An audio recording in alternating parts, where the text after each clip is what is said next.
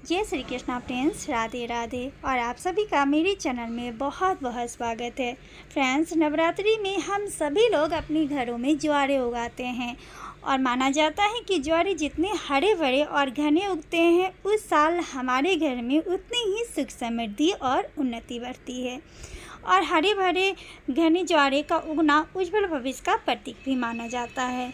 लेकिन कुछ गलतियों के कारण हमारे ज्वारे के बीज या तो अंकुरने से पहले ही सड़ जाते हैं या तो ज्वारे पीले पड़ जाते हैं, तो हमारे मन में बहुत सारे बुरे ख्याल आ जाते हैं।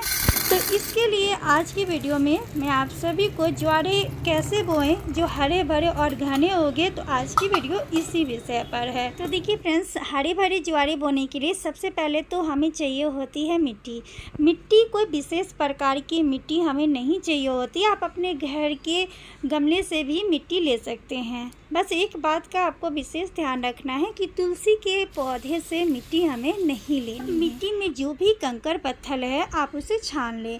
मिट्टी जितनी बारीक होती है फसल उतनी ही अच्छी होती है। या आपके घर के आसपास अगर नदी है तो आप वहाँ से मिट्टी ले आएँ, क्योंकि जो नदी के किनारे मिट्टी होती है उसमें जय की खेती बहुत ही अच्छी होती है। लेकिन सभी जगह यह संभव नहीं होता है कि हम नदी के किनारे से मिट्टी लेकर आए, तो परेशान होने की बात नहीं है। आप घर के गमले से भी मिट्टी निकालकर ज्वारे की खेती कर सकते हैं। इसके बाद ज्वारे बोने के लिए हमें एक पात्र की ज़रूरत पड़ेगी।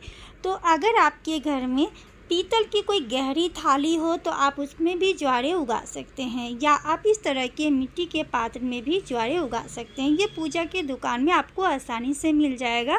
इस तरह के पात्र आप पूजा के दुकान से ले आएँ। उसके बाद देखिए, इसे हम अच्छे से पहले तो पानी से धुल लेंगे। धुलने के बाद देखिए, पात्र में हम पहले रोड़ी से स्वास्तिक बना लेंगे। उसके बाद आप जिस तरह से डेकोरेट करना चाहें इस पात्र को अच्छे से सुंदर से सजा सकते हैं, क्योंकि हम 9 दिनों के लिए माता की दरबार लगाने जा रहे हैं और हर एक चीज़ मनमोहक लगनी चाहिए। जब हम माता की दरबार लगाते हैं और जब वहाँ की हर एक चीज़ सुंदर दिखती है तो मन को भी ना अपना भी एक सुकून सा लगता है, देखकर ही एक मन में भक्ति भाव जागता है। तो इसलिए जो भी करें ना, थोड़ा सा आप दिल से करें। तो यहाँ पर देखिए, ये थोड़ी सी सजावट के बाद ही ये पात्र कितनी सुंदर लग रही है। तो आप बहुत अच्छे से इसे सजा सकते हैं। तो देखिए, पीछे के साइड में भी देखिए, मैं इस तरह से जो है ना वो पात्र को बहुत अच्छे से सजाती हूँ। उसके बाद देखिए, जो मिट्टी हमने छान के रखे थे उस मिट्टी को हमें इस पात्र के अंदर रखनी है और मिट्टी को पूरे पात्र के ऊपर तक नहीं भरना है। पात्र में थोड़ी सी जगह आपको रहने देना है, क्योंकि जब ज्वारे बड़े होने लगते हैं और उसे जगह नहीं मिलता है तो पेड़ बहुत जल्दी ही झुककर गिर जाते हैं। तो इसलिए पात्र में थोड़ी सी आपको जगह रहने देनी है। तो यहाँ पर देखिए, थोड़ी सी मिट्टी मैं अलग से ही रखी हूँ। उसके बाद मिट्टी को हमें थोड़ा सा गीला करना है, तो आप गंगाजल छिड़क कर मिट्टी को गीला कर लें। इससे ये होगा कि गंगाजल से मिट्टी हमारा पवित्र हो जाएगा।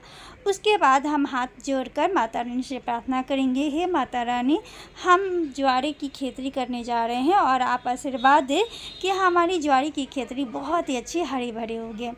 उसके बाद देखिए, ज्वारे आपको रात में ही भिगो कर रख देना है। इससे आपको ये होगा कि ज्वारे जब रात भर अच्छे से भीग के फूल जाता है तो जब आप ज्वारे बोते हैं ना तो उसके अगले 24 घंटे में ही ज्वारे अंकुरने लगते हैं और जल्दी ही पेड़ बड़े हो जाते हैं।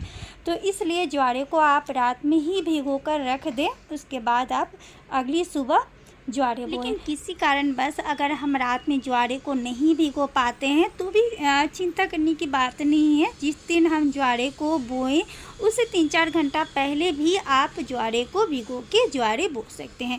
देखिए, ज्वारे इसलिए रात में भिगो के रखी जाती है क्योंकि माना जाता है कि जब हम ज्वारे की खेती करते हैं और अगले 24 घंटे में हमारे ज्वारे अंकुर जाते हैं तो ऐसा माना जाता है कि माता रानी हमारे घर में आगमन हो चुकी होती हैं। ये हमारे लिए शुभ संकेत होता है। इसलिए हम ज्वारे को रात में ही भिगो देते हैं, क्योंकि पानी की वजह से वो अच्छे से फूल जाता है और जैसे ही मिट्टी में वो जाता है वो अंकुरना स्टार्ट हो जाता है। इसीलिए रात में ही भिगो के ज़्यादा सही होता है।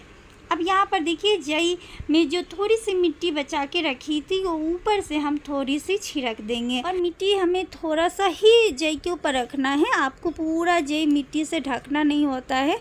अगर आप ऊपर से ज़्यादा मिट्टी रख देते हैं, जई को बिल्कुल ढक देते हैं, इससे क्या होगा कि मिट्टी की वजह से जई मिट्टी में ही दबा रह जाएगा और वो अंकुर नहीं पाएगा, और अंकुरेगा भी तो काफ़ी समय लेगा, काफ़ी समय के बाद वो अंकुर के पेड़ ऊपर आ पाएगा। तो इसलिए मिट्टी थोड़ा सा ही हम ऊपर से छिड़क कर रखेंगे। इसके बाद हम ऊपर से जल छिड़क देंगे। जल छिड़कने से मिट्टी और जई जो है वो सेट हो जाएंगे, लेकिन जल की मात्रा आपको कम ही रखनी है। बहुत ज़्यादा हमें मिट्टी को भिगोना नहीं है, या इतना जल नहीं हमें इसके अंदर रखनी है कि जल उसमें जाके इकट्ठा हो जाए। जल की वजह से भी बीज जो हैं वो सड़ जाते हैं और उसके जो पौधे हैं वो बाहर नहीं निकल पाते हैं। इसके बाद जई की बीज चूहे बड़े चाव से खाते हैं।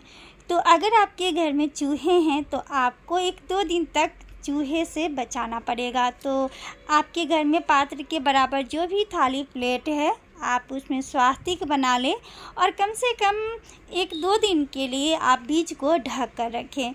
नहीं तो चूहे अगर आपके यहाँ बीज देख लिए ना तो वो फिर एक भी बीज आपके यहाँ नहीं छोड़ेंगे, वो सारे चट कर जाएंगे। तो इसलिए चूहे से भी हमें बचाना होगा, तो इसलिए आप 1-2 दिन कम से कम ढक कर रखें। तो इन्हीं कुछ बातों को ध्यान में रखते हुए आप अपने घर में जई की खेती करें, और माता रानी की कृपा से आपके घर में जई की खेती बहुत ही अच्छी हरी भरी उगेगी।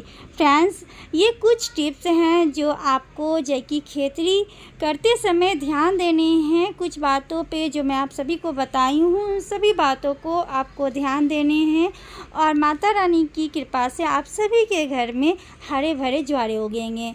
तो फ्रेंड्स, उम्मीद करती हूँ कि ये वीडियो आप लोगों को अच्छी लगी होगी, और ये वीडियो अगर आप लोगों को अच्छी लगी होगी तो कमेंट बॉक्स में आप सभी को जय माता दी लिखना है। और कलश की स्थापना कैसे करनी है, माता की चौकी कैसे सजानी है, प्रथम दिन माता रानी की पूजा कैसे करनी है, तो सभी की वीडियो जो है वो मेरे चैनल पर अपलोड हो चुकी है। आप एक बार मेरे चैनल पर जाके चेक कर लें। इसी के साथ एक बार फिर से आप सभी को नवरात्रि की बहुत सारी शुभकामनाएं। जय माता।